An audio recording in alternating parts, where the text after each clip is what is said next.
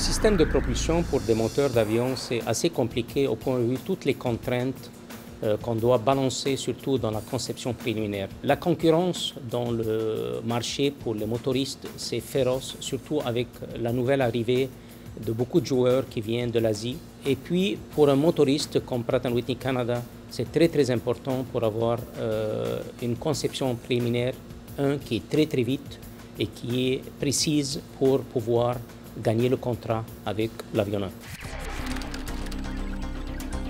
Le but principal de la chaire, c'est de déployer un Turbine System Optimizer, c'est-à-dire un système qui va englober et qui va intégrer toutes les disciplines de conception dans la turbine. On parle d'efficacité, on parle de taux de refroidissement, on parle de niveau de stress, des obs, des disques de la turbine.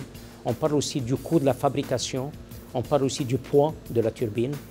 Et puis, ce projet, avec le focus sur la turbine, va être continué par un système de conception aussi pour les autres composants d'un moteur. Par exemple, le compresseur, la chambre de combustion et les autres éléments. On parle à peu près de 20 à 25 projets de recherche qui vont être menés par des étudiants au niveau de bac, de maîtrise et doctorat, et puis aussi en collaboration avec des autres universités. Pratt & Whitney Canada, c'est un chef mondial pour les moteurs d'avion. C'est le plus gros investisseur au Canada en R&D. C'est une compagnie qui travaille à peu près sur 15 à 20 moteurs en développement pour des clients, qui est la seule au monde qu'ils ont certifié entre 4 à 6 moteurs par année pendant les 15 dernières années, qui font à peu près entre 40 à 60 études de conception préliminaire pour des clients. Alors, ils ont besoin d'améliorer leur système de propulsion au point de vue de la conception préliminaire. Et ayant travaillé à Pratt pour une période de plus de 30 ans, je connais très bien les défis technologiques, les défis de conception, ce que le client veut.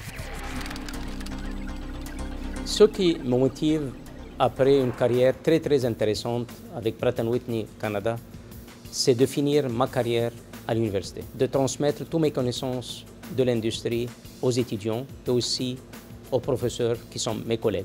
Et aussi, ce qui me passionne, c'est toujours la collaboration aérospatiale entre l'ETS et toute l'industrie aérospatiale, que ce soit au Canada et puis à l'international.